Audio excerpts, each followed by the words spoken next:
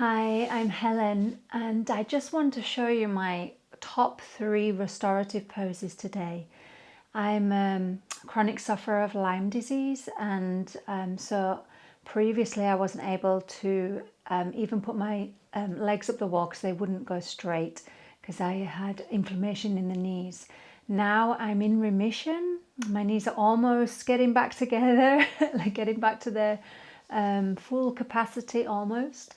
So while I'm in this state, I thought I'd share now that something that I need to be reminded of weekly is not to go too fast and not to suddenly be able to walk again and therefore go back to cycling, to doing yoga, to doing sports, etc.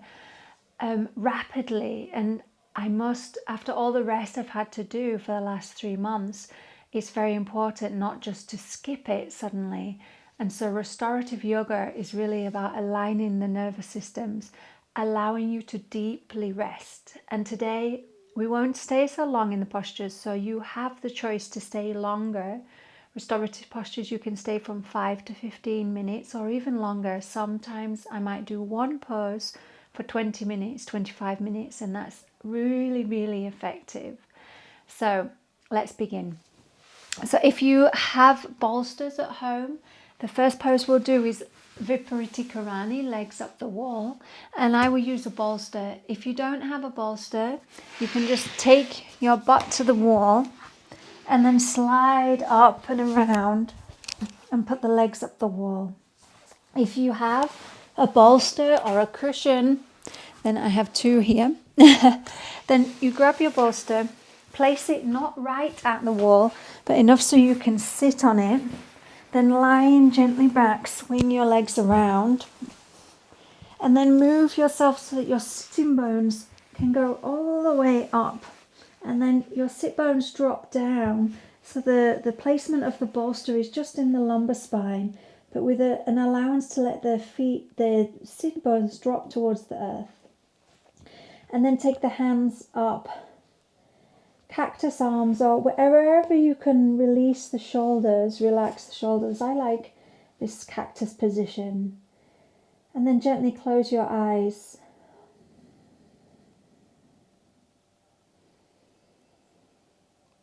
Like I say, I'll not be staying so long today. I just want to give you these poses so that you can do them by yourself if you don't already. And be aware that it may feel quite different if you're not used to raising the legs, allowing the blood to drop down into the head, refreshing and restoring the whole body.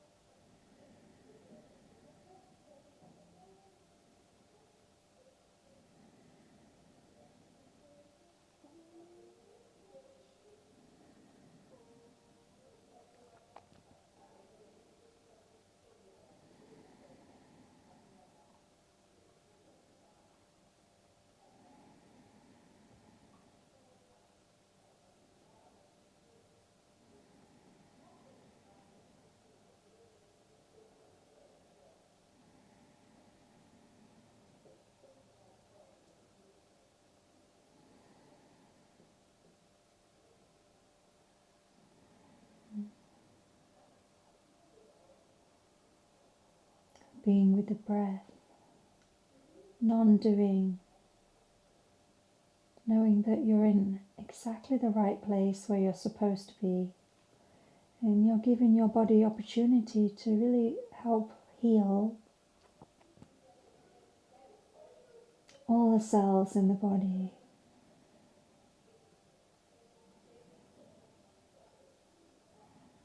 It may be that you feel a little tingling through the feet or the fingers. See if you can breathe more deeply.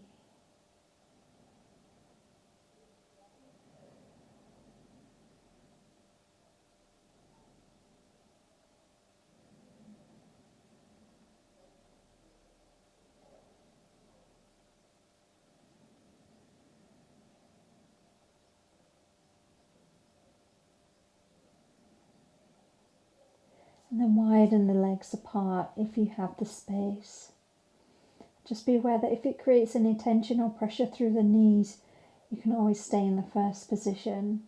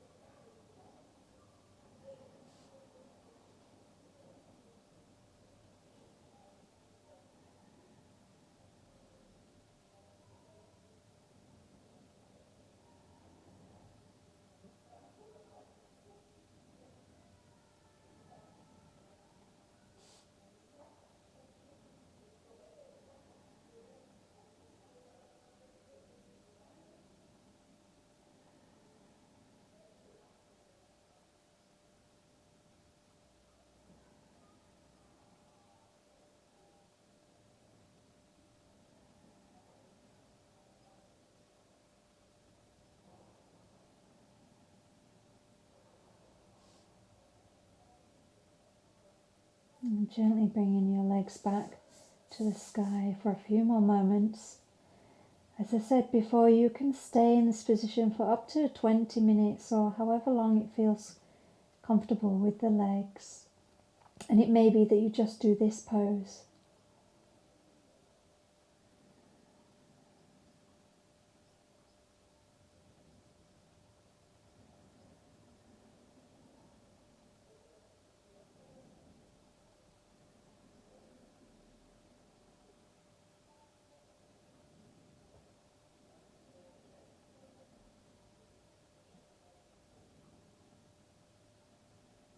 And now we'll gently transition. So bring yourself to the side, slowly coming down. Just taking a moment to find your seat once again. And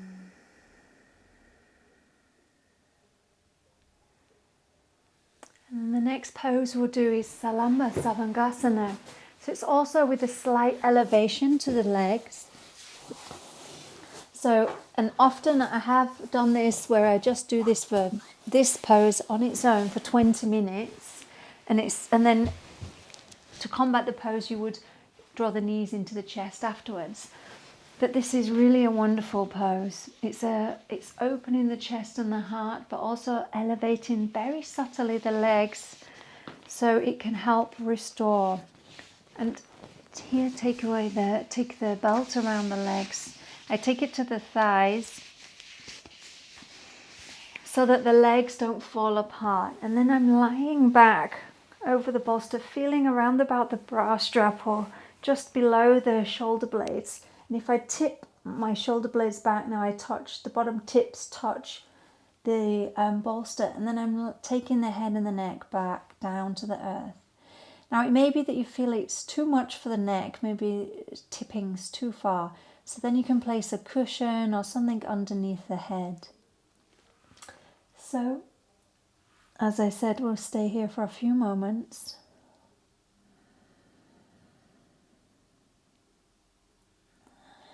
More than moments, maybe 5 to 15 minutes. Today we'll just do a few minutes, but you can stay longer if you wish. And you should feel a semi-pressure around the back of the heart, an opening across the chest and relieving. We spend so much of our day kind of moving with our front body forwards, maybe hunching over a computer, maybe picking up children often, or maybe just feeling kind of wrapped and exhausted within ourselves. So this kind of opens the front body.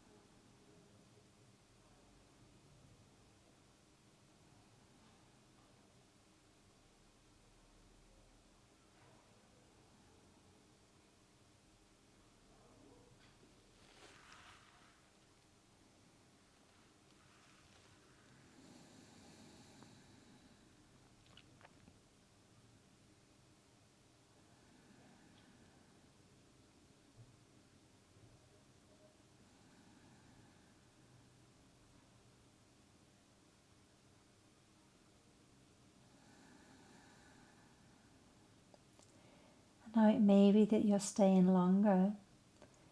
I would recommend it if you have the time. And if not, gently coming, rolling to the side and keeping your belt where it is as you sit up, because we'll be transitioning and using the belt. So now hopefully you have a block, a brick, something nearby. I'll show you mine. So it's really worth investing in the simple yoga props that will really change your practice, particularly for restorative yoga. So lying back down on your back, and just take a moment if you wish to draw the knees into the chest, head towards the knees, and then exhale, gently coming back, feeling into the back body. And then taking the brick, lifting the brick and placing it underneath the sacrum. Now the sacrum is the flat bone at the bottom of the spine, and it should feel very supported and comfortable. So this is the goal of restorative yoga.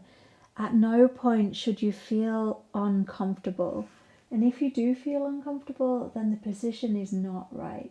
So the idea is different to yin. So within restorative yoga, within the pose, from the beginning, you want to be comfortable. So making sure you feel that the brick or the block is in the right place.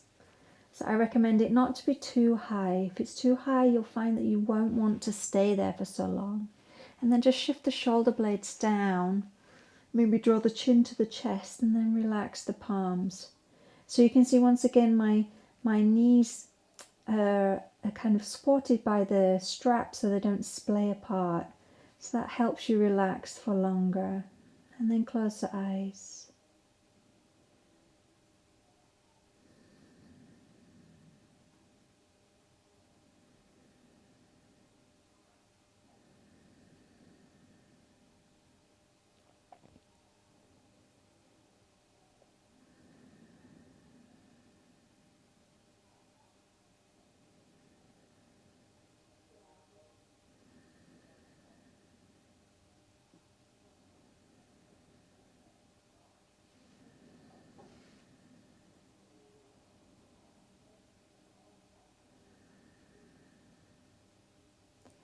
I forgot to say the heels should be almost in line with the knees.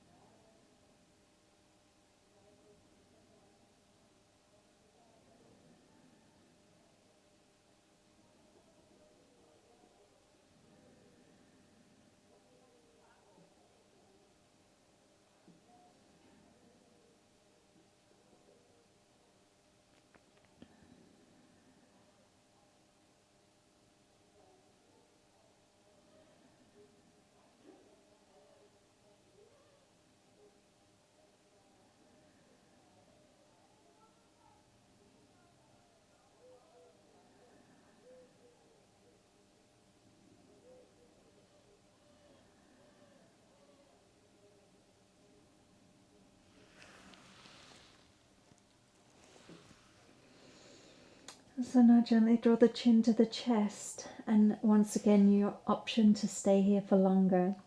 Otherwise lift the block up, just keep the hips lifted, elevated for a moment, and breathe, and exhale, releasing the hips all the way down to the ground. Draw the knees into the chest and just take away the belt. And then we'll finish with the bolster underneath the knees. And if you feel that you just want to lie completely flat, then you can do so. And I like to really rock out the sacrum now. Rock out the shoulders and the spine before coming to your final resting posture. So take 3 full deep breaths in here.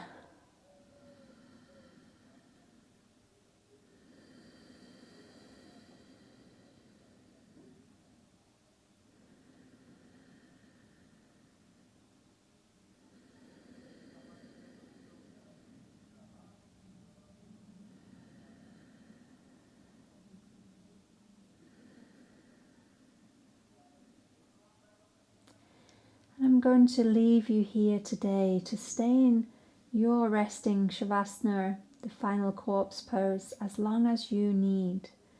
So let this continue. Stay in your position as long as you need. And I thank you for joining for the top tips, my favorite restorative poses, and I will share more restorative postures in another video. So if you did like this video, then please share it with your friends and those that are in need of some deep, nurturing rest. Namaste.